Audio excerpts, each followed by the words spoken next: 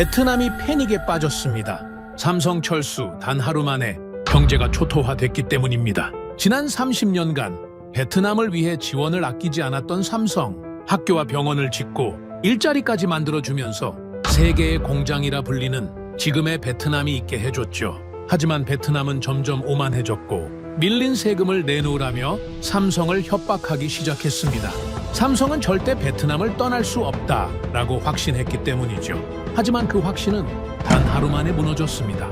절대 못 떠날 거라던 삼성은 하루 만에 철수를 선언했고 베트남은 15조 원의 손해를 떠안으며 국가 부도 위기에 처했습니다. 도대체 무슨 일이 벌어진 걸까요? 한 나라의 경제를 붕괴시킨 한국 기업의 단호한 결단, 지금 시작합니다. 30조 원짜리 공장이 하루아침에 고철이 됐습니다. 영혼이 증발해버렸죠. 기계는 멀쩡했습니다. 로봇팔 1200대가 그대로 서 있었고 클린룸도 먼지 하나 없이 깨끗했죠. 그런데 아무것도 움직이지 않았어요. 소프트웨어가 사라졌거든요. 라이선스 키가 삭제되고 클라우드 연결이 끊어진 순간 30조 원짜리 최첨단 시설은 거대한 강철 관짝이 됐습니다. 한국인들이 한 겁니다. 스위치 하나로요. 제 이름은 데이비드 벤스, 보스턴 글로벌 스트래티지의 수석 파트너였습니다. 25년간 월스트리트에서 기업을 사고팔며 쌓아올린 경력이 있었죠. 그 경력 전부를 걸고 완벽한 덫을 설계했어요. 30조 원의 매몰 비용. 이 숫자면 어떤 기업도 꼼짝 못한다고 확신했습니다. 그런데 한국인들은 그 돈을 쓰레기통에 버렸어요. 눈도 깜빡이지 않고요. 이 이야기는 하노이의 그 서늘한 장관실에서 시작됩니다. 에어컨이 18도로 맞춰진 방이었어요. 짙은 쿠바산 시가 연기와 진한 커피 향이 뒤섞여 천장까지 피어올랐습니다. 방 한가운데 놓인 거대한 마호가니 책상은 베트남 산업무역부의 심장이었죠. 레꽝다오 장관은 그 책상 뒤에 앉아 제가 건넨 자료를 훑고 있었습니다. 64세의 노련한 권력자였어요. 전후 복구 세대 출신으로 값싼 노동력과 땅을 내어줘 삼성을 키웠다는 자부심에 단단히 취해 있는 인물이었죠. 자기 말 한마디면 국가의 전기와 수도를 끊을 수 있다는 권력의 단맛이 그 눈빛에 진하게 배어 있었습니다. 장관이 자료를 내려놓더니 갑자기 마호가니 책상을 주먹으로 내리쳤어요. 시가가 재떨이에서 튀어올랐고 커피잔이 흔들렸습니다. 맞은편에 앉아있던 삼성전자 백태현 부사장을 향해 고개를 들이밀었죠. 반도체 패키징 핵심 코드, 즉각 이전하시오. 이건 요청이 아니라 통보요. 장관의 목소리가 서늘한 방 안을 가득 채웠습니다. 기습이었어요. 사전 협의도 공식 서한도 없었습니다. 기술을 통째로 내놓으라는 일방적인 선전포고였죠. 저는 장관 오른편에서 최고급 와인잔을 느긋하게 흔들며 그 광경을 즐기고 있었습니다. 은재 몽블랑 만년필로 태블릿을 톡톡 두드리는 게 제 습관이에요. 미팅 전 준비해둔 엑셀 화면을 한국인 쪽으로 돌렸습니다. 30조 원이라는 숫자가 붉은 글씨로 선명하게 박혀 있었죠. 박린 공장에 투입된 총 매몰 비용이었어요. 저는 그 숫자를 천천히 짚어가며 입을 열었습니다. 부사장, 이 화면 보이시죠? 30조 원입니다. 16만 직원, 2,300개 하청업체. 이걸 버리고 떠날 기업은 지구상에 존재하지 않아요? 순순히 기술을 넘기는 게 유일한 살 길입니다. 조롱이 아니었어요. 확신이었습니다. 25년간 월스트리트 M&A 전장에서 수십 개 기업의 숨통을 끊어왔거든요. 숫자 앞에 무릎 꿇지 않는 CEO는 단 한 명도 없었습니다. 사람의 감정이나 기업의 배짱 따위는 믿지 않았어요. 오직 엑셀 시트의 손실액만이 진짜였죠. 30조 원이면 충분했습니다. 아니, 차고 넘쳤어요. 레 장관이 시가를 깊이 빨아들이더니 연기를 백 부사장의 얼굴 쪽으로 천천히 내뿜었습니다. 내일까지 동의서에 서명하시오. 안 그러면 세금 25% 인상이오. 통관도 전면 마비시키겠소. 세금과 세관. 눈에 보이는 물리적 통제권의 양날이었죠. 장관은 그것이 세상의 전부라고 믿는 사람이었습니다. 저도 같은 생각이었어요. 30조 원의 인질에 세금 폭탄까지 안기면 한국 대기업 임원쯤은 하얗게 질려서 본사에 전화를 걸며 덜덜 떨 거라고요. 저는 와인을 한 모금 머금으며 백태현의 표정을 살폈습니다. 그런데 이상했어요. 그 한국인의 얼굴에서 공포가 읽히지 않았습니다. 동요도 분노도 당혹감도 없었어요. 58세의 그 남자는 장관의 고성이 끝나자 아주 천천히 넥타이를 고쳐 매었습니다. 손가락 끝이 미세하게도 떨리지 않더군요. 그리고 양복 안주머니에서 작은 가죽 수첩을 꺼냈어요. 검은색 표지에 금박 이니셜이 박힌 낡아서 반들반들해진 수첩이었습니다. 펜을 꺼내 뭔가를 적기 시작했죠. 무표정하게요. 마치 회의록을 정리하는 말단 사원처럼 담담하게. 심장이 한 박자 늦게 뛴 건 그때였습니다. 뭔가 잘못됐다는 직감이었어요. 하지만 그 직감을 무시했습니다. 숫자가 말해주고 있었으니까요. 30조 원, 이 앞에서 배짱 부리는 건 허세일 뿐이라고요. 백태현이 수첩에서 눈을 떼지 않은 채 입을 열었습니다. 낮고 건조한 목소리였어요. 확인하겠습니다. 렉광다오 장관님께서 삼성전자의 반도체 패키징 핵심 코드의 즉각 이전을 요구하셨고 불응시 법인세 25% 인상 및 수입 통관 전면 보류를 통보하셨습니다. 맞습니까?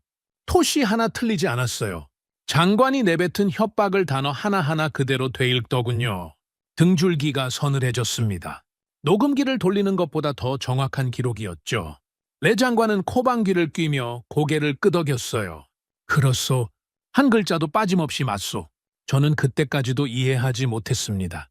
수첩에 적는 게 뭐 어떻다는 겁니까? 협박을 확인하는 절차쯤으로 보였어요. 항복하기 전에 명분을 쌓으려는 아시아식 체면치레라고 판단했죠. 속으로 비웃었습니다. 어차피 결론은 정해져 있으니까요. 30조 원을 버릴 기업은 없습니다. 그런데 백태현이 수첩을 덮고 펜을 안주머니에 집어넣더니 자리에서 일어섰어요. 너무나 자연스러운 동작이었습니다. 장관을 똑바로 바라보며 말했죠. 장관님, 지금 하신 기술 이전 요구와 세금 협박을 장관님의 공식 직인이 찍힌 공문으로 즉시 발급해 주십시오. 일자, 직인, 장관 서명까지 포함된 정식 문서로요. 목소리에 감정이라곤 한 톨도 섞여 있지 않았습니다. 마치 식당에서 영수증을 요청하듯 담담했어요. 순간 방 안의 공기가 얼어붙었습니다. 저는 와인잔을 내려놓고 백태현의 눈을 들여다봤어요. 차가웠습니다. 얼음장 같은 눈동자에 어떤 감정의 파문도 일지 않았죠. 레 장관이 턱을 치켜들며 물었어요. 뭐 하자는 거요? 본사에 보고할 핑계가 필요한 거요? 백태현은 대답하지 않았습니다. 그냥 서 있었어요. 기다리고 있었죠. 저는 장관에게 고개를 끄덕여 보였습니다. 어차피 항복 명분을 쌓으려는 형식적 요구라고 판단했거든요. 공문이든 뭐든 써주면 되는 거였어요. 장관도 같은 생각이었습니다. 코수음을 치며 비서에게 문서 작성을 지시했죠. 15분 뒤 직인과 서명이 찍힌 공문이 백태현의 손에 들려졌습니다. 백태현은 공문을 받아들고 접지 않은 채 서류 가방에 넣었어요. 허리를 숙여 인사하지도 악수를 청하지도 않았습니다. 등을 돌리며 마지막으로 한마디를 남겼죠. 감사합니다. 잘 쓰겠습니다. 그리고 장관실 문을 열고 나갔어요. 발소리가 복도를 따라 멀어졌습니다. 문이 닫히고 정적이 내려앉았어요. 저는 와인잔을 다시 들어올리며 레 장관과 시선을 교환했습니다. 장관이 시가 연기를 내뿜으며 입꼬리를 올렸고 저도 따라 웃었어요. 완벽했습니다. 30조 원짜리 덫에 세금 폭탄까지 얹었으니 한국인이 꼬리를 내리는 건 시간 문제라고요. 그때 저는 몰랐습니다. 방금 흔쾌히 찍어준 그 직인이 베트남의 숨통을 끊어버릴 사형 선고문의 첫 줄이었다는 걸요. 승리를 의심한 적이 없었습니다. 백태현이 장관실 문을 닫고 나간 뒤에도 저는 여유로웠어요. 공문을 요구한 행동이 머릿속에서 자동으로 분류됐거든요. 아시아 대기업 임원들이 본사에 보고할 때 쓰는 전형적인 면피용 서류 수집이라고요. 25년간 봐왔습니다. 중국에서도, 태국에서도, 인도네시아에서도 똑같았어요. 거래를 수락하기 직전에 형식적으로 저항의 흔적을 남겨놓는 겁니다. 주주들 앞에서 저는 끝까지 싸웠지만 어쩔 수 없었습니다. 라는 대본을 쓰기 위한 소도구에 불과했죠. 다음 날 아침, 저는 특별전략팀 사무실에서 란 사무관을 불렀습니다. 웅구옌 티 란. 32살의 베트남 최고 엘리트였어요. 모니터 2대를 나란히 띄워놓고 밤새 데이터 트래픽을 감시하는 집요한 분석가였죠. 저는 란에게 지시했습니다. 한국 측의 대정부 로비 동선을 전부 추적하고 뇌물 자금 흐름을 샅샅이 뒤지라고요. 아시아에서 위기에 몰린 대기업이 가장 먼저 하는 일은 뇌물입니다. 장관 주변 인색에 돈 봉투를 돌리고 국회의원을 만나 밥을 사고 뒷골목에서 로비스트를 고용하죠. 삼성도 다를 게 없다고 확신했어요. 사흘이 지났습니다. 란의 보고서가 올라왔어요. 저는 커피를 마시며 태블릿을 열었죠. 로비 자금 추적 결과, 접촉 대상 명단, 의심 거래 내역, 그런 항목들이 빼곡할 거라 기대했습니다. 그런데 보고서 첫 페이지에 적힌 건 전혀 다른 내용이었어요. 란이 창백한 얼굴로 제 앞에 서서 말했습니다. 벤스 파트너, 삼성이 뇌물 로비를 한 흔적은 단 한 건도 없습니다. 대신 이상한 게 발견됐어요. 다음 달 박린 공장의 원자재 수입 발주가 전면 취소됐습니다. 발주량이 제로예요. 란의 손가락이 태블릿 화면을 가리켰습니다. 통관 시스템에 찍힌 발주 내역이었는데 다음 달 칸이 텅 비어 있었어요. 게르마늄, 갈륨, 초고순도 실리콘 웨이퍼. 공장을 돌리려면 매달 수천 톤씩 들여와야 하는 핵심 원자재의 발주가 깡그리 사라진 겁니다. 저는 보고서를 한번 읽고 휴지통에 던져버렸어요. 찢지는 않았습니다. 찢을 가치도 없었거든요. 블러핑이야. 아시아식 뻔한 허세라고 란을 돌려보내며 코웃음을 쳤죠. 협상력을 높이려고 일부러 발주를 멈추는 척하는 거라고 판단했습니다. 30조 원어치 공장의 라인을 세울 수는 없으니 며칠 버티다 슬그머니 발주를 되돌릴 게 뻔했어요. 엑셀 시트가 그렇게 말해주고 있었으니까요. 내 장관은 한국의 길을 더 꺾어야 한다며 이를 갈았습니다. 삼성이 공문 하나 들고 조용히 빠져나간 게 자존심에 거슬렸던 거죠. 장관은 세관에 전화를 걸어 삼성의 수입 부품 통관을 예고 없이 전면 보류시켰어요. 항구에 도착한 화물 컨테이너 수백 개가 세관 야적장에 묶여버렸습니다. 수천억 원어치의 정밀 부품이 뙤약볕 아래 쌓인 채 녹슬기 시작했죠. 장관은 흡족한 표정을 지었어요. 이러면 열흘 안에 라인이 서면 매일 수백억 원씩 손실이야. 백태현이라는 자가 무릎 꿇고 기어올 거요. 저도 같은 계산을 했습니다. 반도체 패키징 라인은 부품 공급이 사흘만 끊어져도 공정이 꼬입니다.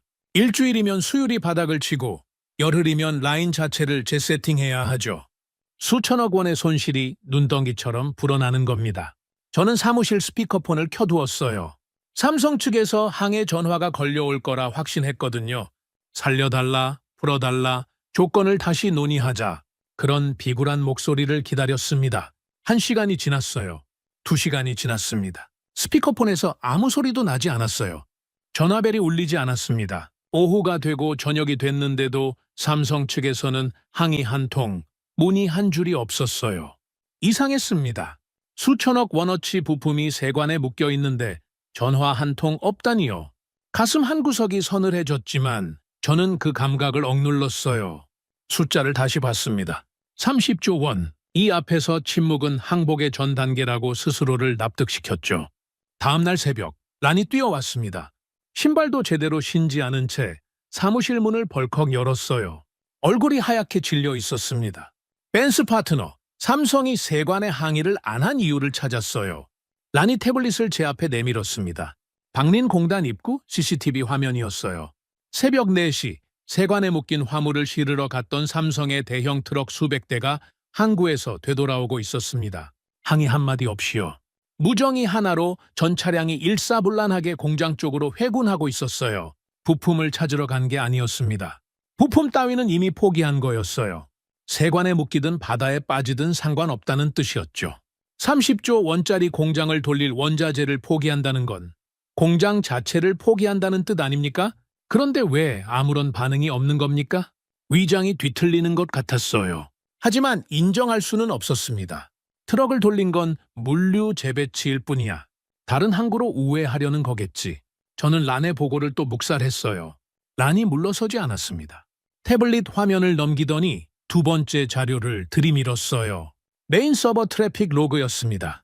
이것 좀 보세요. 어젯밤부터 박린 공장 메인 서버에서 테라바이트급 데이터가 외부로 빠져나가고 있어요. 목적지는 싱가포르 AWS 아시아 태평양 리전입니다. 란의 목소리가 떨리고 있었어요. 핵심 설계 데이터가 클라우드로 이관되고 있다는 뜻이었습니다. 공장의 영혼이 육체를 떠나 보이지 않는 세계로 옮겨가고 있었던 거죠. 그 순간 오래전 읽었던 문장 하나가 머릿속을 스쳤습니다.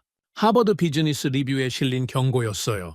월스트리트식 매몰 비용 분석은 하드웨어와 소프트웨어의 가치 분리를 전혀 계산하지 못한다. 저는 그 문장을 읽었을 때도 코웃음을 쳤었죠. 학자들의 탁상 공론이라고요. 30조 원짜리 공장 앞에서 하드웨어니 소프트웨어니 구분이 무슨 의미가 있겠습니까? 쇳덩어리 한 덩어리가 전부인데요. 저는 그 격언을 다시 한번 무시했습니다. 란을 돌려보낸 뒤 저는 혼자 사무실에 앉아 엑셀 시트를 열었어요. 30조 원이라는 숫자가 여전히 붉은 글씨로 화면 정중앙에 빛나고 있었습니다. 이 숫자가 흔들린 적은 없었어요. 이 숫자가 거짓말을 한 적도 없었죠. 저는 그 빨간 글씨를 응시하며 스스로에게 말했습니다. 괜찮다고. 다 계획대로라고. 한국인은 허세를 부리는 것뿐이고 며칠이면 무릎을 꿇을 거라고요. 그날 오후 저는 하노이 특파원 2명을 불러 보도자료를 배포했습니다. 삼성이 베트남 정부의 세금 조사에 굴복해 사실상 꼬리를 내렸다는 내용이었어요. 란이 가져온 원자재 발주 취소와 데이터 이관 징후는 한 줄도 언급하지 않았습니다. 진실을 덮었어요. 아니, 정확히 말하면 진실을 볼 수 없었던 겁니다. 제 눈에는 엑셀 시트밖에 보이지 않았으니까요. 보도자료가 나간 뒤 저는 장관에게 전화를 걸어 상황이 완벽히 통제되고 있다고 보고했습니다. 장관은 만족스러운 웃음을 터뜨렸어요. 저도 따라 웃었죠. 창밖으로 하노이의 야경이 반짝이고 있었습니다. 모든 게 계획대로였어요. 엑셀 시트가 그렇게 말해주고 있었으니까요. 그런데 제 엑셀 시트에는 한 가지가 빠져 있었습니다. 현장의 비명이요. 30조 원이라는 숫자의 뒤편에서 한국인들이 조용히 무덤을 파고 있다는 사실을요. 저는 그 소리를 듣지 못했어요. 듣고 싶지 않았던 건지도 모릅니다. 란이 2번이나 경고했는데 2번 다 묵살해버렸으니까요. 25년간 저를 지탱해온 숫자의 확신이 서서히 독이 되고 있었습니다. 그때는 몰랐어요. 다음날 장관실 문이 열리는 순간 그 독이 심장을 직격한다는 걸요. 예고 없이 문이 열렸습니다. 노크도 없었어요.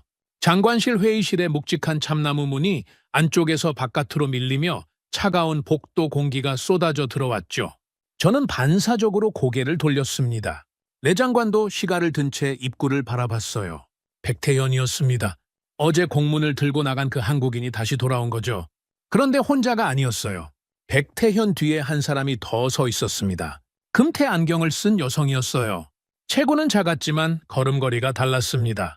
복도를 걸어오는 동안 한 번도 고개를 숙이지 않았고 시선이 회의실 안쪽을 이미 훑고 있었죠. 강주희 전무, 삼성전자 본사 리스크 관리 및 글로벌 보안 통제를 총괄하는 인물이라는 건 나중에 알았습니다. 그 순간에는 그냥 백태현의 부하 정도로 생각했어요. 본사에서 법무실무자를 데려온 거겠거니 짐작했죠. 저는 오히려 반가웠습니다. 협상 테이블에 사람이 늘었다는 건 양보를 시작할 준비가 됐다는 뜻이니까요.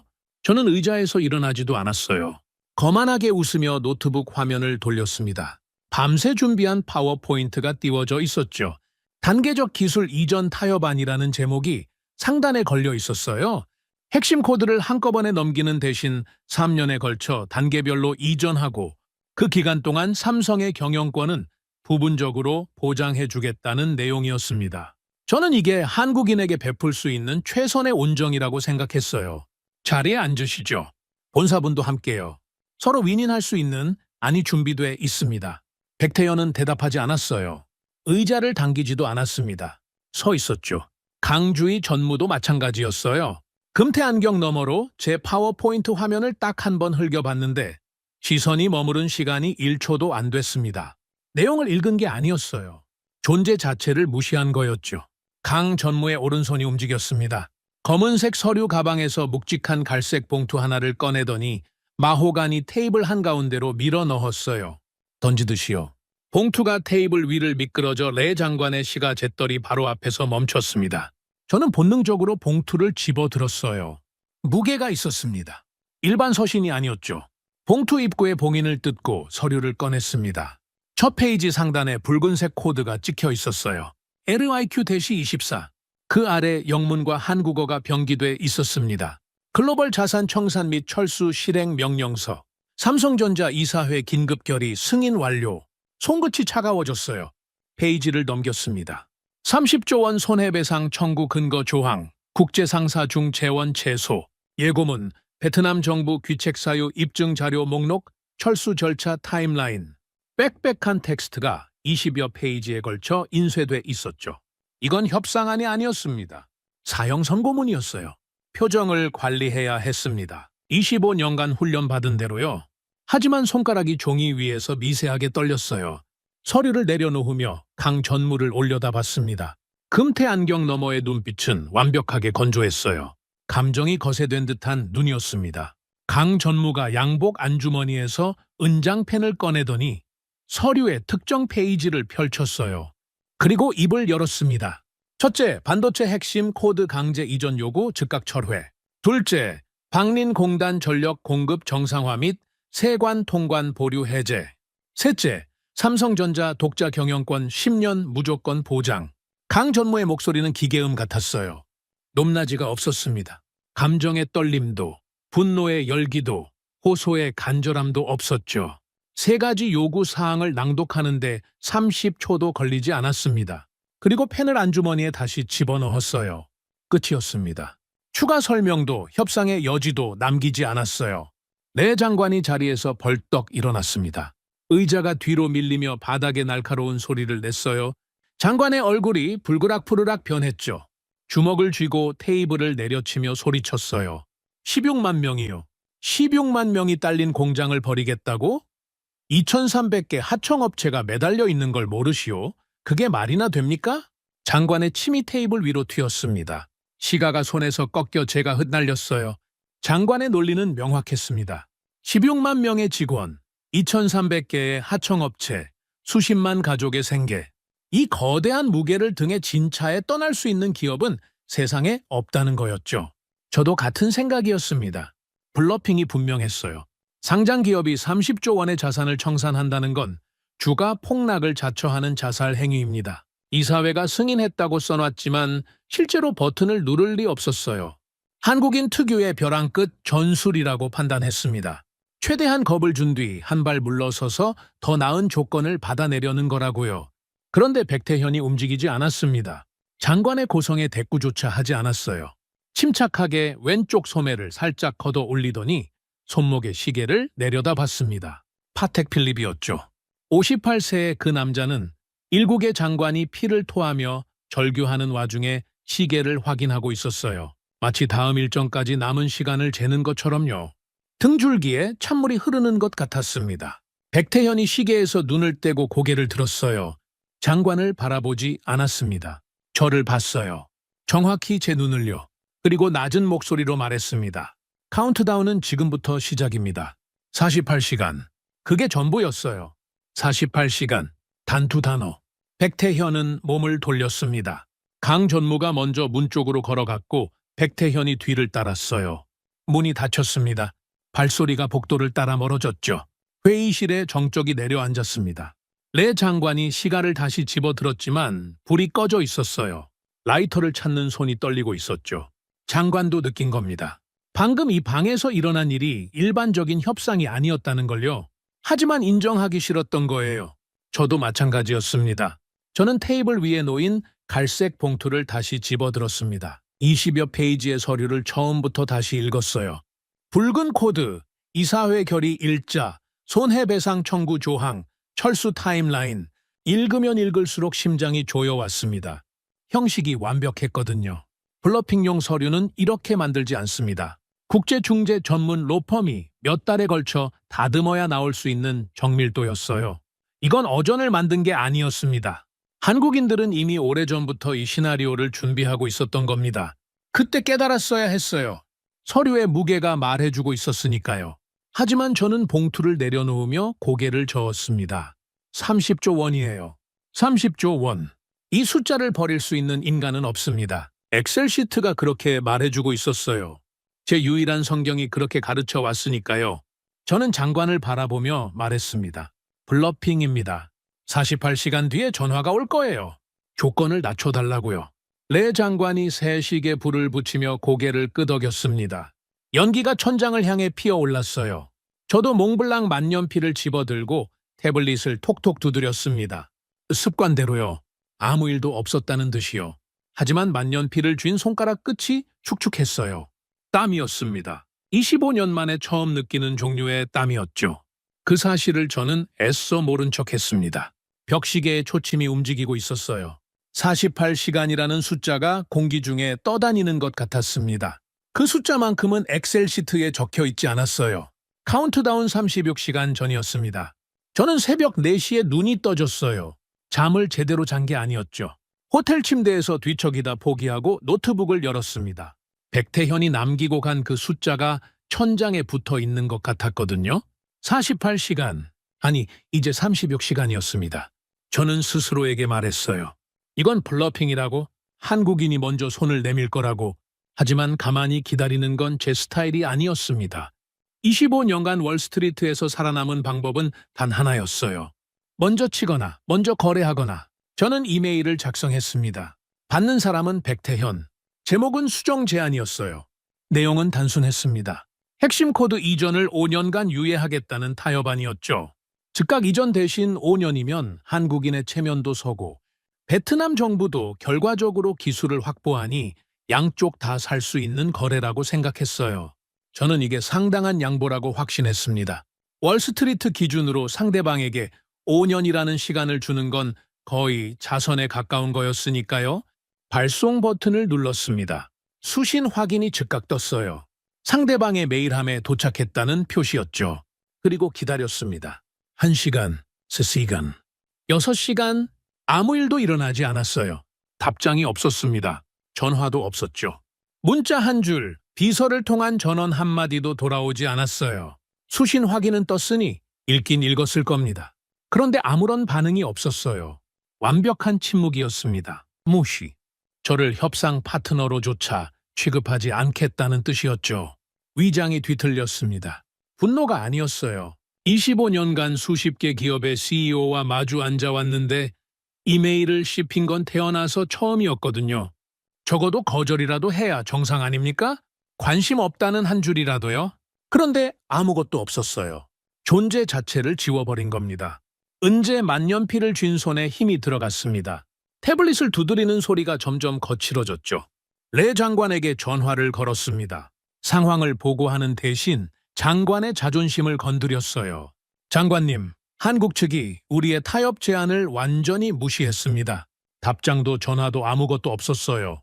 계산된 보고였습니다. 레 꽝다오라는 사람의 급소가 어디인지 25년 경력이면 한눈에 보이거든요. 예상대로 장관이 폭발했어요. 전화기 너머로 마호가니 책상을 내리치는 소리가 들렸습니다. 감히 무시를? 이 땅에서 내 허락 없이 숨 쉬는 외국 기업은 없어! 장관의 목소리가 찢어질 듯 울렸죠. 저는 장관이 흥분할수록 속으로 안도했어요. 분노한 장관은 더 강하게 압박할 테고 압박이 거세지면 한국인은 결국 무릎을 꿇을 수밖에 없으니까요. 물리적 고통이 최고의 협상 도구라는 건 월스트리트의 오래된 격언이었습니다. 장관이 전화를 끊으며 내뱉은 마지막 말이 귓가에 남았어요. 한국의 길을 꺾어버리겠소. 오늘 오후 2시 방린공단 전력 30%를 끊어버릴 거요. 전력 차단. 심장이 한 박자 빠르게 뛴 건 사실입니다. 하지만 거부하지 않았어요. 오히려 효과적이라고 판단했죠. 반도체 패키징 라인은 전력이 30%만 빠져도 수율이 폭락합니다. 클린룸의 온도와 습도가 흐트러지면 웨이퍼 수천 장이 쓰레기가 되거든요. 매 시간 수백억 원의 손실이 쌓이면 48시간이고 뭐고 한국인이 뛰어나올 수밖에 없다고 확신했습니다. 그때 란이 사무실 문을 두드렸어요. 응구옌 티란. 창백한 얼굴에 눈 밑이 검게 내려앉아 있었습니다. 밤을 꼬박 샌 게 분명했죠. 란은 제 앞에 서더니 목소리를 낮춰 말했어요. 벤스 파트너, 제발 장관님을 말려주세요. 의도적 단전은 국제투자협약 위반입니다. 베트남 정부의 귀책 사유가 됩니다. 삼성에게 완벽한 철수 명분을 쥐어주는 겁니다. 란의 눈가가 젖어 있었어요. 목소리가 떨리고 있었습니다. 32살의 데이터 분석관이 할 수 있는 최선의 경고였죠. 저는 란을 바라봤습니다. 똑똑한 아이였어요. 모니터 2대를 밤새 들여다보며 트래픽 로그를 읽고 원자재 발주 취소를 가장 먼저 발견한 것도 란이었죠. 하지만 저는 고개를 저었어요. 란, 월스트리트에서 25년을 쌓은 사람한테 귀책 사유를 가르치려는 겁니까?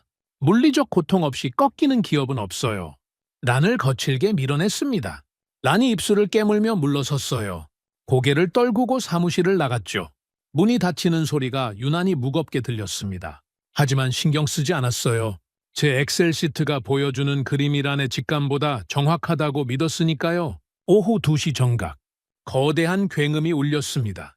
하노이에서 40km 떨어진 박린공단의 메인 송전탑에서 전력이 강제로 끊어진 거였어요. 삼성구역 전체 전력의 30%가 일시에 차단됐습니다. 저는 장관실에서 레 장관과 나란히 앉아 있었어요. 장관이 전력청에서 걸려온 확인 전화를 받으며 입꼬리를 올렸습니다. 저도 준비해둔 샴페인 병을 열었어요. 코르크 마개가 펑 소리를 내며 튀어올랐죠. 잔의 거품이 차올랐습니다. 장관과 눈이 마주쳤어요. 잔을 부딪히며 웃었습니다. 30분이면 삼성 임원들이 혼비백산하여 달려올 거라 확신했거든요. 살려달라고, 전력을 복구해달라고, 무릎을 꿇겠다고. 10분이 지났습니다. 전화가 오지 않았어요. 괜찮았습니다. 아직 패닉이 현장까지 전달되지 않았을 수 있으니까요. 20분. 여전히 조용했습니다. 30분이 됐을 때 저는 샴페인 잔을 내려놓았어요. 뭔가 이상했거든요. 반도체 라인의 전력이 30%나 끊어졌는데 30분 동안 아무런 연락이 없다는 건 정상이 아니었습니다. 사무실 문이 벌컥 열렸어요. 란이었습니다. 헐레벌떡 뛰어온 게 분명했어요. 숨을 몰아쉬며 태블릿을 들이밀었습니다. 벤스 파트너, 삼성이 항의를 안 했습니다. 단전 0.1초 만에 비상발전기가 가동됐어요. 라인이 단 1초도 멈추지 않았습니다. 란의 목소리가 갈라졌어요. 태블릿 화면에는 박린공단의 전력 모니터링 데이터가 실시간으로 떠 있었습니다. 메인 전력 그래프가 30% 수직 낙하한 바로 그 지점에서 비상전력 그래프가 정확히 같은 양만큼 수직 상승하며 빈틈없이 맞물려 있었어요. 예비 발전기가 아니었습니다. 이 규모의 전력을 0.1초 만에 백업한다는 건 처음부터 단전을 예측하고 독립전력망을 구축해놨다는 뜻이었죠. 손에 들린 샴페인 잔이 흔들렸습니다. 거품이 손등 위로 넘쳐 흘렀어요. 내 장관의 표정이 굳어졌죠. 란이 태블릿 화면을 넘겼습니다. 다음 페이지에 뜬 건 더 소름 끼치는 내용이었어요. 그리고 이것도 보세요. 단전이 실행된 바로 그 시각, 삼성 법무팀이 드론, 대화 캠코더 7대를 동원해서 송전탑 일대를 촬영하고 있었습니다. 베트남 전력청 직원들이 차단기를 내리는 장면, 경찰 호위 차량 번호판, 지시 문서를 들고 있는 현장 감독관 얼굴까지 전부 찍혔어요. 잔이 손에서 미끄러졌습니다. 바닥에 부딪히며 산산조각이 났어요. 샴페인이 마호가니 바닥 위로 번졌습니다. 저는 깨진 잔을 내려다봤어요. 그런데 눈에 들어온 건 유리 파편이 아니었습니다. 퍼즐이 맞춰지고 있었거든요. 머릿속에서요. 원자재 발주 취소, 화물 트럭 회군, 데이터 싱가포르 이관, 독립전력망 구축, 법적 체증 드론 배치, 하나하나가 따로 놀던 조각들이 일직선으로 정렬됐습니다. 한국인들은 블러핑을 한 게 아니었어요. 처음부터 떠날 준비를 하고 있었던 겁니다. 아니, 준비가 아니라 실행 중이었죠. 우리가 30조 원이라는 숫자에 취해 샴페인을 마시고 있을 때 그들은 조용히 퇴로를 깔고 증거를 수집하고 스위치 위에 손을 올려놓고 있었어요. 우리가 전력을 끊어 길을 꺾겠다고 떠들 때 그들은 오히려 우리가 전력을 끊어주기를 기다리고 있었던 겁니다. 귀책 사유를 완성하기 위해서요. 내 장관이 잿더리를 집어들었다가 내려놓았어요. 손이 떨리고 있었습니다. 저를 바라보는 장관의 눈빛이 달라져 있었어요. 1시간 전까지 승리의 확신으로 빛나던 눈이 공포와 분노가 뒤섞인 탁한 색으로 변해 있었죠. 장관이 쉰 목소리로 물었습니다. 벤스, 어떻게 된 거요? 우리가 덫에 걸린 겁니까? 저는 대답하지 못했어요. 바닥에 번진 샴페인이 구두 밑창을 적시고 있었습니다. 깨진 유리 위로 형광등 빛이 반사돼 반짝였어요. 그 파편들이 제 25년 커리어와 닮았다는 생각이 스쳤습니다. 방금 산산조각이 난 거라는 걸 그때는 아직 인정하고 싶지 않았어요. 삼성의 체증 소식이 확인된 직후 저는 장관실에서 뛰쳐나왔습니다. 복도를 걸으며 셔츠 칼라를 잡아당겼어요. 숨이 막혔거든요. 에어컨이 18도로 맞춰진 건물 아닌데도 등줄기가 축축했습니다. 엘리베이터를 타고 3층 특별전략팀 사무실로 내려오면서 머릿속을 정리했어요. 드론 4대, 캠코더 7대, 전력청 직원의 차당이 조작 장면, 경찰 호위 차량 번호판, 현장 감독관의 얼굴, 전부 찍혔습니다. 베트남 정부가 고의로 외국 기업의 전력을 끊었다는 물증이 완벽하게 확보된 거였어요. 국제투자협약상 이건 치명적인 귀책 사유입니다. 삼성이 박린 공장을 버리고 떠나더라도 손해배상 청구권은 온전히 한국 쪽에 남는다는 뜻이었죠. 사무실에 들어서자마자 노트북을 열었습니다. 손가락이 떨려서 비밀번호를 2번이나 틀렸어요.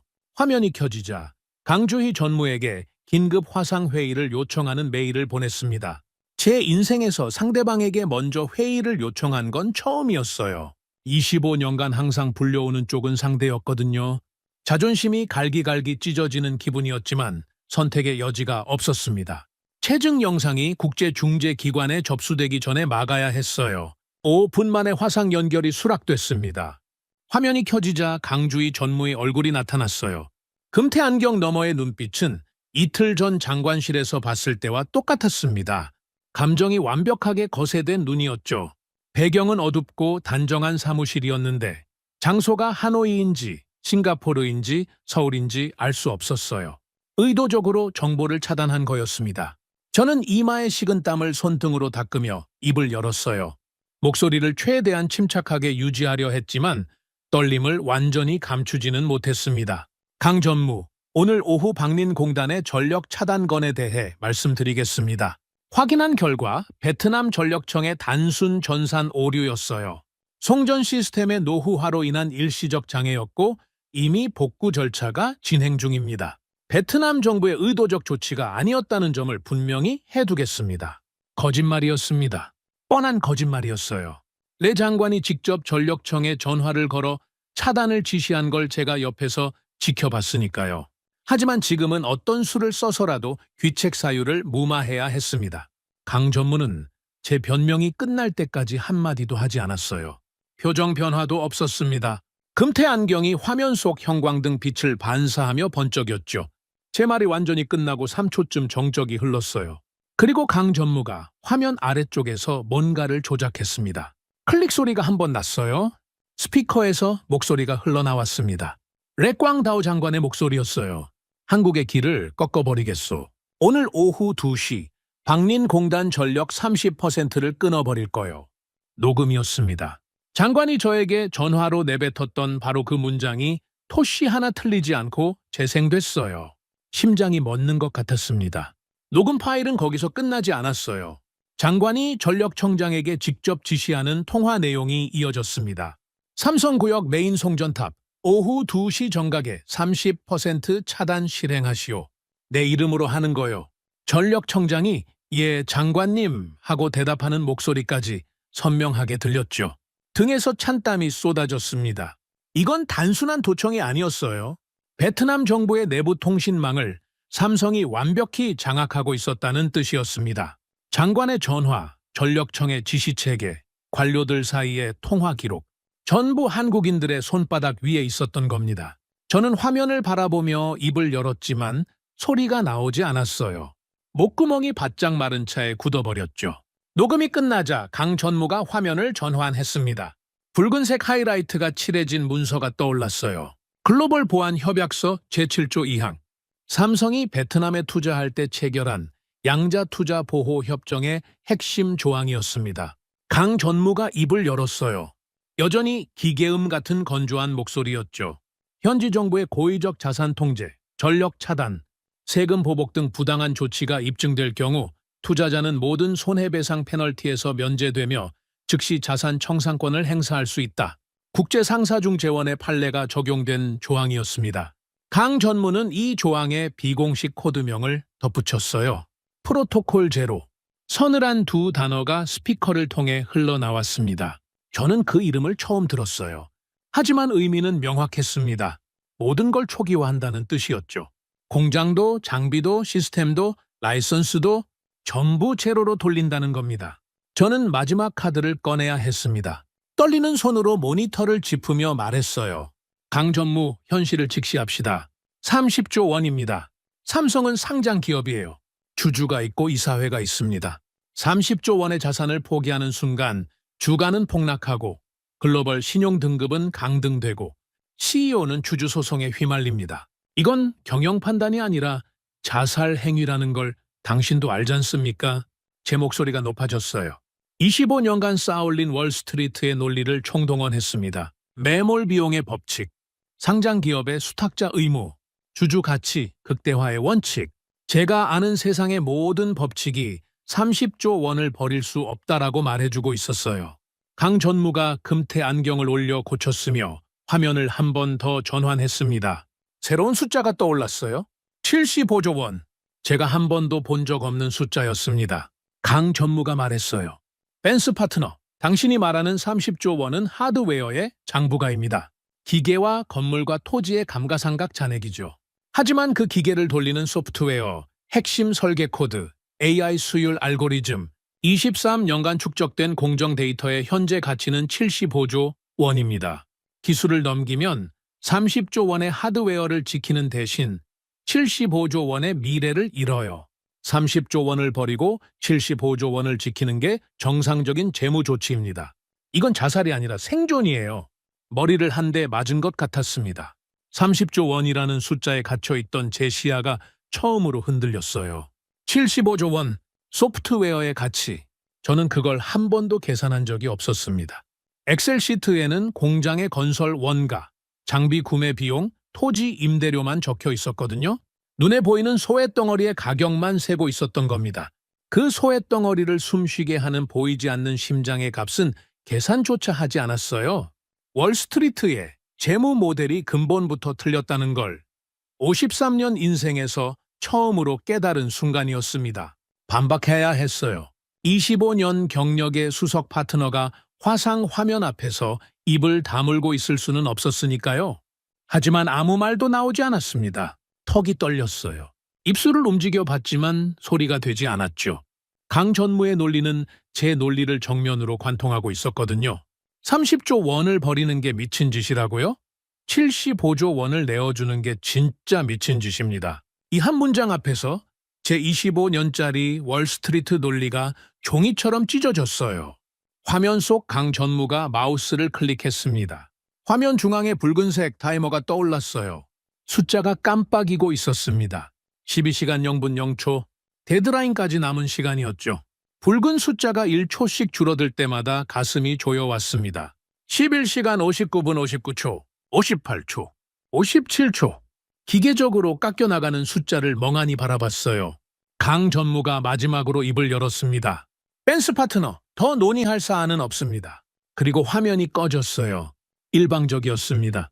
제가 답할 틈도 마지막 한마디를 덧붙일 기회도 주지 않았어요. 검은 화면 위로 제 얼굴이 비쳤습니다. 식은땀에 젖은 이마, 풀린 넥타이, 충혈된 눈.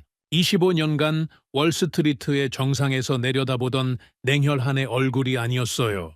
궁지에 몰린 짐승의 얼굴이었습니다. 사무실에 침묵이 내려앉았어요.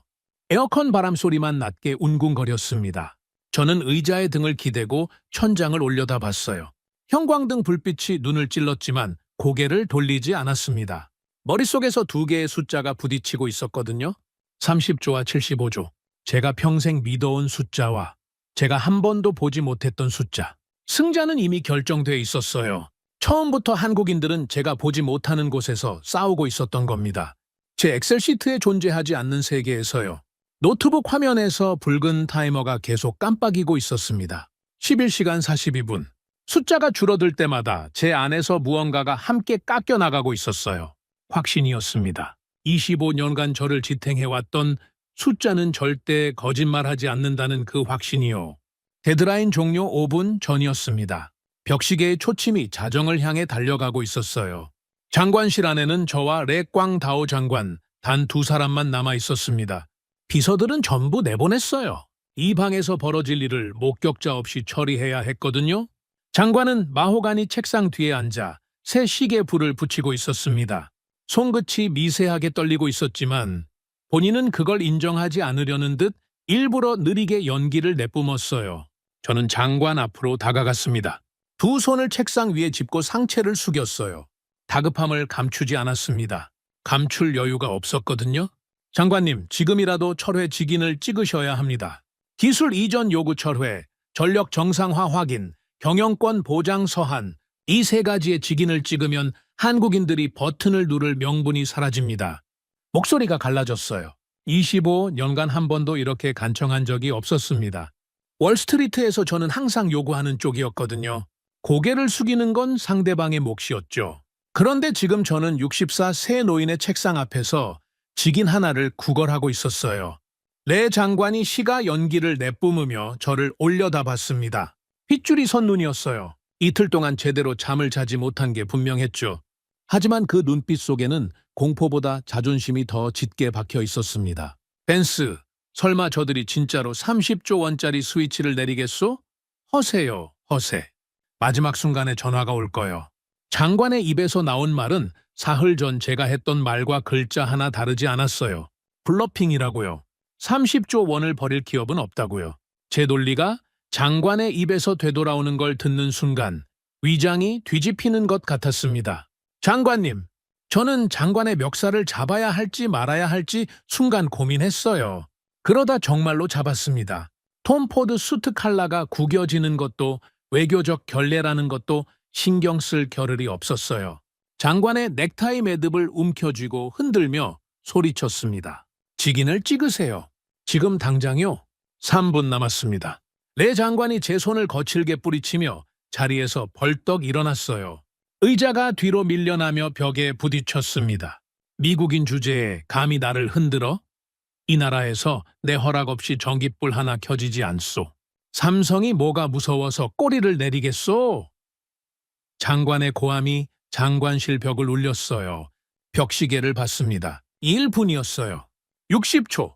저는 장관의 눈을 바라보며 마지막으로 한마디를 내뱉었습니다. 장관님, 우리가 틀렸을 수도 있습니다. 레 장관은 코웃음을 쳤어요. 시가를 입에 물고 팔짱을 꼈습니다. 30초, 20초, 10초. 벽시계의 초침이 12시 방향을 향해 마지막 호를 그렸어요. 저는 숨을 멈추고 귀를 기울였습니다. 폭발음이 울릴 거라 생각했어요. 사이렌이 울리거나 전화벨이 미친 듯이 울리거나 적어도 뭔가 요란한 소리가 터질 거라 예상했죠. 정각자정. 벽시계 알람이 짧게 울렸습니다. 그리고 아무 일도 일어나지 않았어요. 폭발음도 사이렌도 전화벨도 없었습니다. 장관실은 조용했어요. 에어컨 바람 소리와 시가 연기가 피어오르는 소리만 들렸죠. 저는 장관과 눈이 마주쳤어요.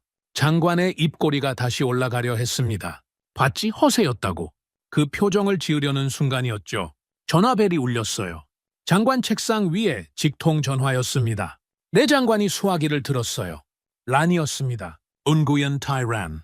박린 공단 현장에 파견돼 있던 란의 목소리가 스피커를 통해 장관실에 울렸어요. 울먹이고 있었습니다. 장관님, 박린 공단 삼성구역의 로봇팔 1200대가 전부 멈췄습니다. 일제히요. 동시에 축 늘어졌어요. 클린룸 제어 시스템도 꺼졌고 물류 컨베이어도 정지했습니다. 공장 전체가 숨을 멈췄어요. 소름이 돋았습니다. 요란한 폭발이나 파괴가 아니었어요. 소리 없이 숨이 끊어진 거였죠. 1200대의 로봇팔이 동시에 축 늘어진 모습을 상상했어요. 24시간 내내 정밀하게 웨이퍼를 집어 올리고 회전하고 내려놓던 강철팔들이 일제히 힘을 잃고 축 처진 거였습니다. 마치 생명체의 심장이 한꺼번에 멎은 것처럼요. 소리 없는 죽음이었어요. 레 장관의 얼굴에서 혈색이 빠졌습니다. 시가가 손가락 사이에서 미끄러져 카펫 위로 떨어졌어요. 장관은 그걸 줍지도 않고 수화기를 움켜쥐었죠. 공항을 폐쇄해. 삼성 직원 전원 출국 금지야. 경찰 특공대를 동원해서 박린 서버실을 당장 장악하란 말이야. 장관이 쉰 목소리로 고함을 질렀습니다. 수화기를 내려놓고 전력청, 경찰청, 출입국 관리소에 연달아 전화를 돌리기 시작했어요. 손이 벌벌 떨려서 번호를 3번이나 잘못 눌렀죠. 30분 뒤 소식이 들어왔습니다. 란이 다시 전화를 걸어왔어요. 이번에는 울음이 아니라 탈진한 목소리였습니다. 무장특공대가 박린 서버실에 진입했습니다. 그런데 장관님, 안에 아무도 없어요. 삼성의 핵심 인력은 이미 떠난 뒤였습니다. 12시간 전, 그러니까 오늘 전고쯤 조용히 전세기 2대에 나눠 타고 하노이를 빠져나간 거였어요. 데드라인 종료를 기다린 게 아니었습니다. 절반이 남은 시점에 이미 빠져나갔던 겁니다. 남아있던 건 현지 채용 말단 관리자 2명뿐이었어요. 서버실 책상 위에는 포맷이 완료된 하드디스크 28개가 가지런히 정렬돼 있었다고 했습니다. 기계를 때려 부순 게 아니었어요. 방화를 저지른 것도 아니었습니다. 장비에 흠집 하나 내지 않았어요. 로봇스팔 1200대, ASML 노광 장비, 어플라이드 머티어리얼즈의 초정밀 증착기, 수조 원짜리 장비들이 먼지 하나 없이 그 자리에 서 있었습니다. 그런데 전부 쓸모없는 고철이었어요. 소프트웨어가 삭제됐거든요. 공정을 제어하는 AI 알고리즘, 수율을 최적화하는 머신러닝 모델, 23년간 축적된 핵심 설계 데이터, 기계의 영혼이라 할 수 있는 모든 것이 증발해버렸습니다. 단 1바이트의 유출도 없이, 단 1초의 흔적도 남기지 않고요. 30조 원짜리 최첨단 공장이 거대한 강철 껍데기로 전락하는 데 걸린 시간은 정확히 1초였어요. 저는 노트북 앞에 앉아 있었습니다. 무의식적으로 메인 대시보드에 접속을 시도했어요. 한 달 전까지만 해도 저는 이 대시보드를 통해 박린 공장의 실시간 가동률, 수율, 데이터, 물류 현황을 한눈에 볼 수 있었거든요. 베트남 정부 특별 고문에게 부여된 열람 권한이었습니다. 로그인 화면이 떴어요. 아이디와 비밀번호를 입력했습니다. 엔터를 눌렀죠. 화면 중앙에 붉은색 텍스트가 떠올랐습니다. 라이선스 키 삭제 완료, 클라우드 연결 해제, 접속 불가. 손가락이 얼어붙었어요. 관리자 권한으로 복구를 시도했습니다. 비상 백업 프로토콜을 실행하려 했어요. 키보드를 두드렸지만 명령어가 먹히지 않았습니다. 화면에는 단 한 줄의 텍스트만 반복됐어요. 최상위 권한 없음, 최상위 권한 없음, 최상위 권한 없음. 키보드가 먹통이었습니다. 마우스를 클릭해도 커서가 움직이지 않았어요. 화면 전체가 그 붉은 글씨로 뒤덮여 있었죠. 주먹이 먼저 움직였습니다. 모니터를 내리쳤어요. 액정이 갈라지며 검은 줄이 퍼졌습니다. 한 번 더 쳤어요. 화면이 절반으로 찢어졌지만 붉은 글씨는 여전히 깜빡이고 있었습니다. 최상위 권한 없음, 제 손등에서 피가 났어요. 유리 파편이 박힌 거였죠. 통증을 느끼지 못했습니다. 아무것도 느끼지 못했어요. 머릿속이 하얘졌거든요. 그제야 전체 그림이 보였습니다. 처음부터 한국인들은 30조 원짜리 공장을 인질이라 생각한 적이 없었어요. 저만 그렇게 생각한 거였습니다. 내 장관만 그렇게 믿은 거였죠. 한국인들에게 이 공장은 처음부터 껍데기였어요. 버려도 되는 강철 외피였습니다. 진짜 가치는 눈에 보이지 않는 곳에 있었어요. 싱가포르 클라우드 서버에 보관된 데이터, 엔지니어들의 머릿속에 담긴 노하우, 어떤 해킹으로도 복제할 수 없는 암호화된 라이선스 키, 그것이 진짜 심장이었고 한국인들은 그 심장만 품고 유유히 걸어 나간 겁니다. 저는 피 묻은 손으로 얼굴을 감쌌어요. 25년간 저를 지탱해왔던 세계가 무너지고 있었습니다. 숫자는 거짓말하지 않는다는 믿음이요. 엑셀 시트 위에 30조 원은 분명히 존재했어요. 건물도, 장비도, 토지도 그 자리에 있었습니다. 그런데 그 숫자가 지키고 있던 건 영혼이 빠져나간 시체였어요. 저는 시체의 몸무게를 재며 살아있다고 우긴 거였습니다. 장관실 쪽에서 레 장관의 고함이 들려왔어요.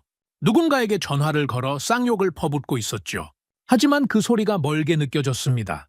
모든 게 물속에서 들리는 것 같았어요. 깨진 모니터의 붉은 글씨가 어둠 속에서 깜빡이고 있었습니다. 최상위 권한 없음. 그 글씨가 제 묘비명처럼 느껴졌어요. 다음 날 아침이 밝았습니다. 밝았다는 표현이 맞는지 모르겠어요. 저에게는 어둠이 거치지 않은 채 햇빛만 들이닥친 것 같았거든요. 호텔 방이 아니라 특별 전략팀 사무실 소파에서 눈을 떴습니다. 언제 잠들었는지도 기억나지 않았어요. 깨진 모니터는 누군가 치워놨고 책상 위에는 란이 놓고 간 듯한 종이컵 커피가 식어 있었죠.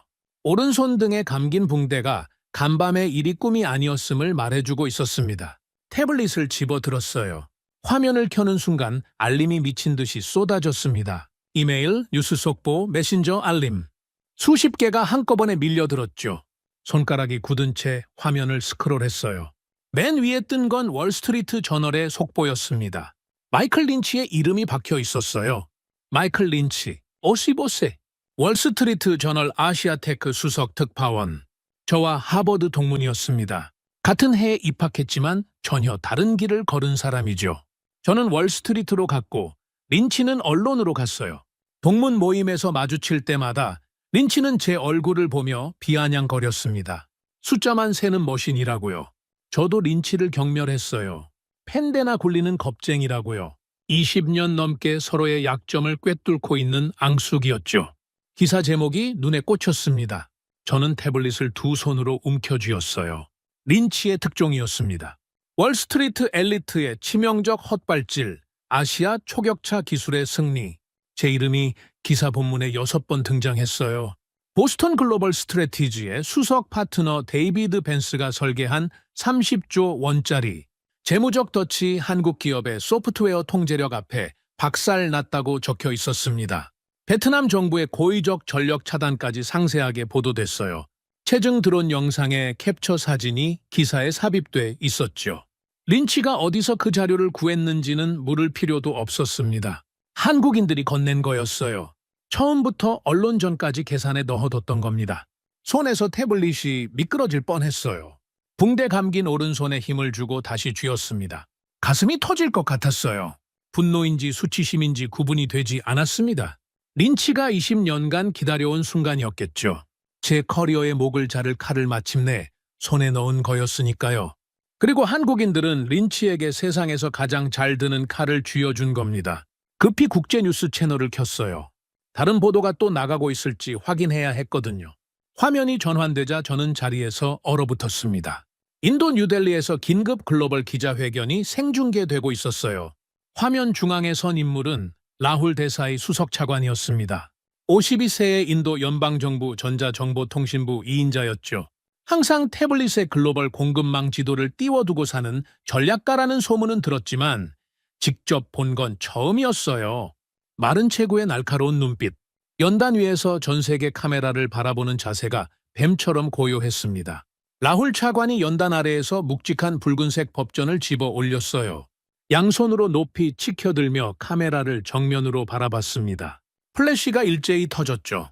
법전 표지에 금박으로 인쇄된 제목이 화면에 클로즈업 됐어요. 삼성 초격차 보호특별법. 저는 소파에서 벌떡 일어났습니다. 두 눈을 비비고 화면을 다시 봤어요. 착각이 아니었습니다. 라훌 차관의 육성이 동시 통역을 통해 영어로 흘러나왔어요. 베트남이 외국 기업의 전력을 끊으며 갑질하던 바로 그 3일 동안 인도 의회는 철야 회의를 열었다고 했습니다. 여당뿐만이 아니었어요. 라훌 차관이 야당 지도부까지 직접 찾아가 설득했다고요. 3일간 잠을 자지 않고 의원 한 명 한 명을 만나 멱살을 잡듯 밀어붙인 겁니다. 결과는 삼성 100% 독자 경영 보장 및 법인세 50년 완전 면제 특별법, 날치기 통과였어요. 반대표가 단 3표였다고 했습니다. 라훌 차관이 법전을 내려놓으며 마이크에 입을 가까이 대고 말했어요. 가장 위대한 자본은 쇳덩어리 공장이 아닙니다. 그것을 숨쉬게 하는 법치입니다. 인도는 오늘 그 법치를 증명했습니다. 차관의 목소리가 기자회견장을 울렸어요. 기자들의 카메라 셔터 소리가 폭우처럼 쏟아졌죠.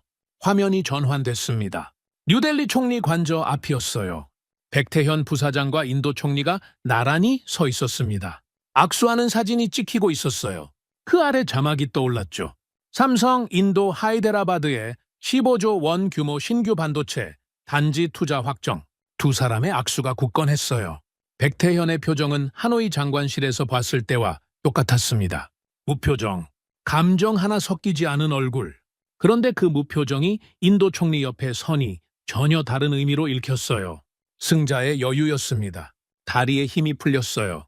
소파에 주저앉았습니다. 3일이었어요. 고작 3일.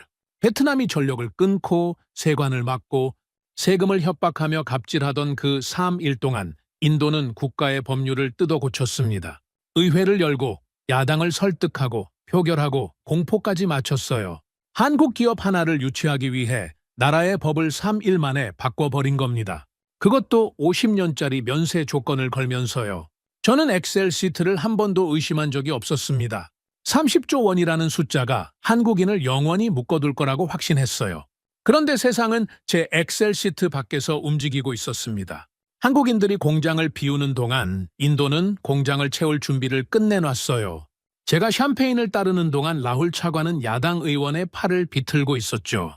제 시계가 48시간을 세는 동안 세상의 판은 이미 완전히 뒤집혀 있었던 겁니다. 뉴스 채널이 베트남 호찌민 증시로 전환됐습니다. 개장 타종이 울리자마자 주가 그래프가 수직으로 곤두박질 쳤어요. 5분 만에 서킷 브레이커가 발동됐습니다. 거래가 전면 중단됐죠. 화면에 붉은색 경고등이 미친 듯이 깜빡였어요. 외국인 자금이 썰물처럼 빠져나가고 있었습니다. 달러당 동화 가치가 시간 단위로 폭락했어요. 블룸버그 단말기가 붉은 글씨로 도배됐습니다. 베트남 외환 보유고 경고 수위 진입, 국가 부도 위험 지표 급등, 하루아침에 나라 경제가 무너지고 있었어요. 창밖을 봤습니다. 산업무역부 건물 3층 창문 너머로 거리가 내려다 보였어요.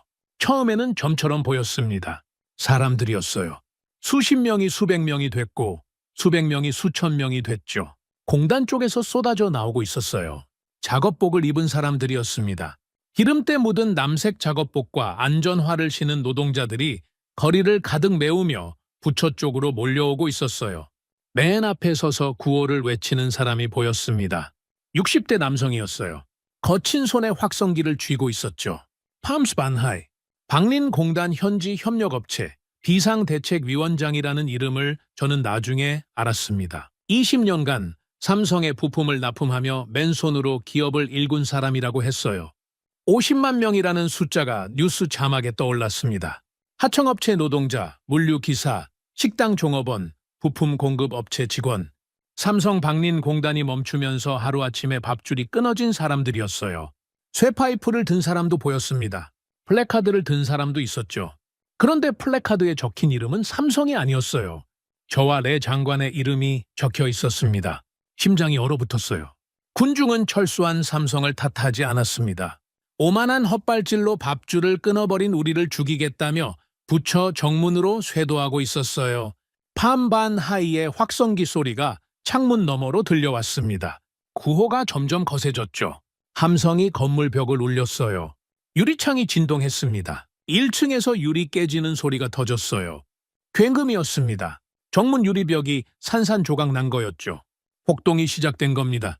건물 전체가 흔들리는 것 같았어요. 고함 소리, 쇠파이프가 벽을 두드리는 소리, 경비원의 비명이 뒤섞여 올라왔습니다. 저는 창문에서 물러섰어요. 다리가 후들거렸습니다.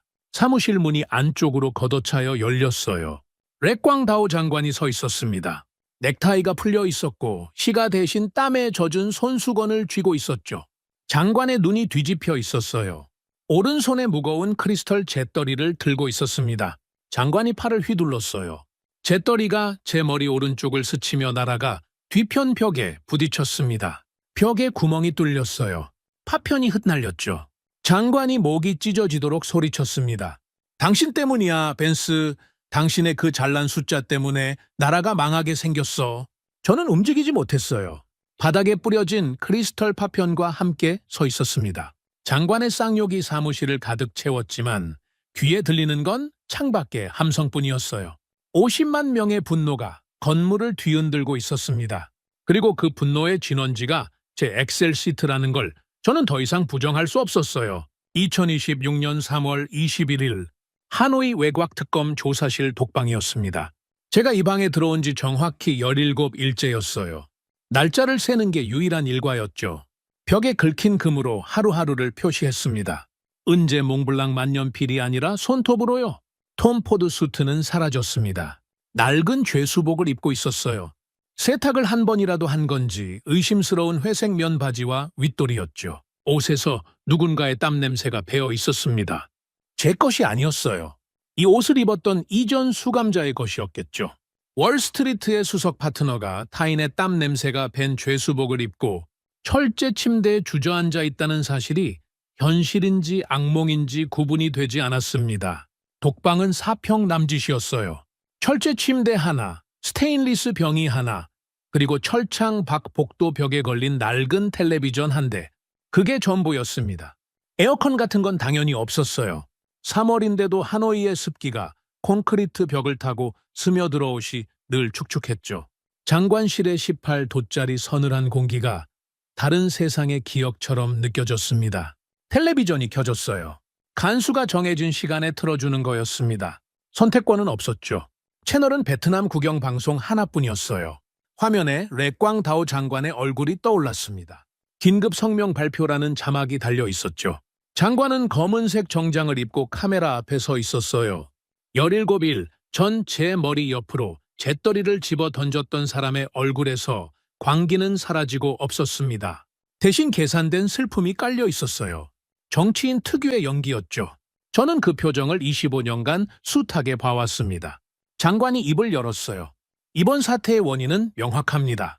베트남 정부의 고문으로 활동하던 외국인 컨설턴트의 독단적이고 무모한 경제 모델이 재앙을 초래했습니다.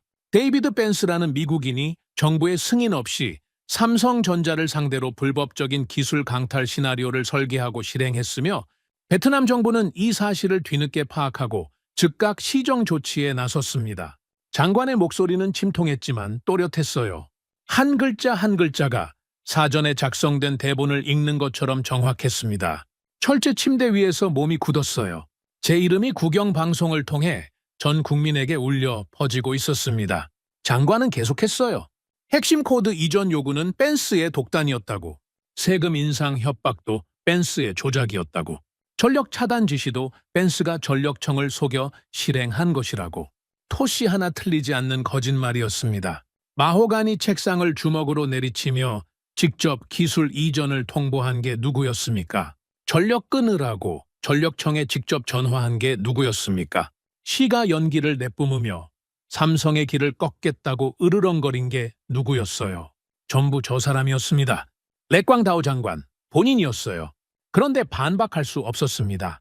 증거가 없었거든요. 제가 가진 건 기억뿐이었어요. 녹음 파일은 없었고 문서는 압수됐고 제 태블릿은 조사실에 들어온 날 몰수됐습니다. 반면에 장관에게는 국가기관이 있었어요. 경찰이, 검찰이, 국영방송이 장관의 편이었죠. 꼬리 자르기였습니다. 정치의 세계에서 가장 오래된 생존 기술이에요. 폭동을 잠재우려면 희생양이 필요했고 외국인 컨설턴트만큼 완벽한 희생양은 없었던 겁니다. 베트남 국민의 분노를 벤스라는 미국인에게 돌리면 장관은 살아남을 수 있었어요. 텔레비전을 바라보며 입술을 깨물었습니다. 피맛이 났어요? 분노가 아니었습니다. 한 달 전이었다면 분노했겠죠. 하지만 17일 동안 독방에 앉아 있으면서 분노는 이미 소진됐어요. 남은 건 텅 빈 허탈함뿐이었습니다. 저는 이용당한 겁니다. 처음부터요. 레 장관에게 저는 든든한 방패이자 편리한 방탄복이었어요. 일이 잘 되면 장관의 공, 일이 터지면 벤스의 죄. 그 구조를 25년 경력의 컨설턴트가 읽지 못했다는 게 웃겼습니다. 아니, 읽지 않은 거였어요. 30조 원이라는 숫자에 취해서 다른 건 보지 않았던 겁니다. 성명이 끝나고 텔레비전이 꺼졌어요. 복도에 정적이 내려앉았습니다. 그때 간수가 철창 앞에 와서 말했어요. 면회객이 있다고. 제 얼굴이 국영방송에서 범죄자로 공개된 뒤 찾아올 사람이 있을 거라고는 생각하지 못했습니다. 변호사도 연락이 끊긴 지 일주일째였거든요. 면회실로 이동했어요. 칸막이 유리 너머에 앉아있던 사람은 란이었습니다. 윤구옌 T. 란. 32살의 데이터 분석관. 제 직속 부하였던 사람이죠. 란의 얼굴이 17일 전과 달라져 있었어요. 광대뼈가 더 도드라졌고 눈 밑이 검게 꺼져 있었습니다. 잠을 제대로 자지 못한 게 분명했죠. 란이 유리 너머로 봉투 하나를 밀었어요. 간수가 확인한 뒤 제 쪽으로 넘겨줬습니다. 봉투를 열었어요. 사진이 먼저 나왔습니다. 드론으로 찍은 항공사진이었죠. 박린공단이었어요. 그런데 제가 기억하는 박린이 아니었습니다. 수십 동의 건물 사이로 잡초가 무성하게 자라 있었어요. 주차장에는 차가 한 대도 없었습니다. 클린룸 지붕 위에 새들이 앉아 있었죠. 24시간 불이 꺼지지 않던 공장 창문이 전부 어두웠어요. 16만 명이 일하던 거대한 도시가 17일 만에 유령 마을이 됐습니다. 잡초가 자랄 만큼 빠른 시간이 아닌데 열대 기후의 베트남에서는 가능한 거였겠죠. 아니면 제가 독방에서 느끼는 시간과 바깥의 시간이 다르게 흐르는 건지도 모르겠어요. 사진 아래에 서류가 있었습니다. 2300개 하청업체의 연쇄, 부도 내역서였어요.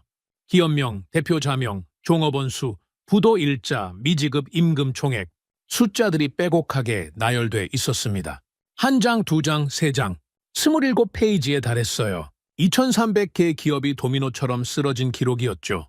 마지막 페이지에는 실직자 총계가 적혀 있었습니다. 50만 2417명, 그 숫자를 읽는 순간 시야가 흐려졌어요. 란이 유리 너머에서 입을 열었습니다. 당신의 그 잘난 엑셀 시트 덕분에 50만 명이 길거리에 나앉았어요. 하버드 졸업장이 위로가 되길 바랍니다. 벤스 파트너. 서늘한 목소리였어요. 떨림도 없고 동정도 없었습니다. 원자재 발주 취소를 보고했을 때, 데이터 이관을 경고했을 때, 전력 차단을 막아달라고 절규했을 때, 3번이나 경고했는데 3번 다 밟아뭉갠 상사를 바라보는 눈빛이었죠. 저는 반박할 수 없었습니다. 입술을 깨물었어요. 은재 몽블랑 만년필을 쥔 손이 떨리고 있었습니다. 독방에 들어올 때 유일하게 소지를 허락받은 물건이었어요. 잉크는 진작에 말라 있었지만 버리지 못하고 있었죠. 란이 자리에서 일어섰어요. 마지막 면회였다는 걸 직감했습니다. 란이 돌아서며 한마디를 더 남겼어요. 삼성은 신경도 안 쓰고 있어요. 인도에서 새 공장 짓느라 바쁘거든요. 당신을 기억하는 사람은 아무도 없어요. 벤스 파트너. 란의 뒷모습이 면회실 문 너머로 사라졌습니다. 독방으로 돌아왔어요. 철제 침대에 앉았습니다. 란이 건넨 봉투를 무릎 위에 올려놓고 드론 사진을 다시 꺼내봤어요. 잡초가 뒤덮인 박림공단, 불이 꺼진 클린룸, 대형 빈 주차장. 이 고철 무덤을 만든 건 한국인들의 스위치가 아니었습니다. 제 오만이었어요. 저는 손에 쥔 만년필을 내려다봤습니다. 25년간 함께한 몽블랑이었어요. 이 펜으로 수십 건의 M&A 계약서에 서명했고 수십 개 기업의 운명을 갈랐죠. 은재 몸통에 제 이니셜이 새겨져 있었습니다. 잉크가 말라버린 만년필. 더 이상 아무것도 쓸 수 없는 펜이었어요. 저와 똑같았습니다. 바닥에 내던졌어요. 펜이 콘크리트 바닥에 부딪히며 날카로운 소리를 냈습니다. 은색 뚜껑이 구석으로 굴러갔죠. 그리고 노트를 꺼냈어요. 독방에서 유일하게 허락된 종이였습니다. 제가 25년간 성경처럼 믿어왔던 매몰 비용의 법칙이 적힌 페이지를 찾았어요. 제 필체로 빼곡하게 적힌 수식과 원칙들. 48시간이면 무릎을 꿇는다. 물리적 고통은 최고의 협상 도구다. 숫자 앞에 배짱은 없다. 페이지를 잡고 찢었습니다. 갈기갈기 찢었어요. 종이 조각이 허공에 흩날렸습니다. 독방의 탁한 공기 속에서 하얀 파편들이 천천히 바닥으로 내려앉았어요. 거대한 철문이 닫히는 소리가 울렸습니다. 간수가 복도를 지나가며 잠금 장치를 걸었겠죠. 공! 무겁고 최종적인 소리였어요. 저는 철제 침대에 등을 기대고 눈을 감았습니다. 이 순간에도 박림공단의 로봇팔 1200대는 축 늘어진 채 서 있을 겁니다. 영혼이 빠져나간 강철팔들이요. 잡초가 기계 사이를 비집고 올라오고 있겠죠. 쥐들이 클린룸 바닥을 달리고 있을 거예요. 30조 원짜리 최첨단 시설이 자연에 삼켜지고 있을 겁니다. 제가 설계한 완벽한 덫이었어요. 30조 원의 매몰 비용이라는 어떤 기업도 빠져나올 수 없는 재무적 감옥이었습니다. 그런데 한국인들은 감옥죄로 버렸어요. 철창을 부수고 나간 게 아니었습니다. 철창은 그대로 둔 채 영혼만 빼내갔어요. 저는 빈 감옥을 붙잡고 이겼다고 외쳤던 겁니다. 그리고 지금 그 빈 감옥 안에 갇혀 있는 건 삼성이 아니라 저였어요. 종이 조각 하나가 무릎 위로 내려앉았습니다. 찢어진 노트의 파편이었어요. 반쯤 찢어진 글씨가 읽혔죠. 숫자는 거짓말하지 않는다. 맞는 말이었어요. 숫자는 거짓말하지 않았습니다. 거짓말한 건 숫자가 전부라고 믿은 저였어요. 오늘 이야기 어떠셨나요? 다음 영상에서 더욱 감동적인 우리 한민족의 이야기로 찾아뵙겠습니다. 여러분 시청해 주셔서 감사합니다. 행복한 하루 되시길 바랍니다.